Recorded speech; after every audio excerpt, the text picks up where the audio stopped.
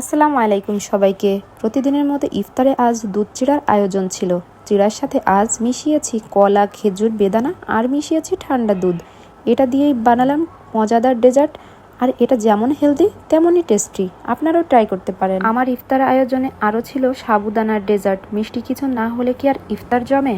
আরও ছিল মজাদার ছোলা ভুনা, ক্রিস্পি আর গরম গরম পেঁয়াজু। আরও ছিল নরম তুলতুলে বেগুনি। খেজুর দিয়ে তো ইফতারটা শুরু করি, তাই ছিল খেজুরের আয়োজন। শরবত কিন্তু এক আইটেম দিয়েই তৃপ্তি হয় না, তাই ছিল লেবুর শরবত, তরমুজের শরবত, আরও ছিল ইসবগুলের শরবত।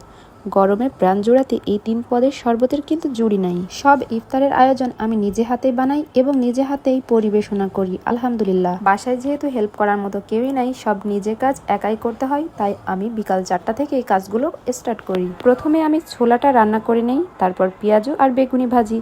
এরপরে শরবতগুলো বানিয়ে ফ্রিজে রেখে দেই। আর ডেজার্টটা বানাতে একটু সময় লাগে, কিন্তু এটা আমার কাছে খুবই পছন্দের। সবকিছু রেডি হয়ে গেলে আমি সুন্দর করে টেবিলটাকে সাজিয়ে নেই।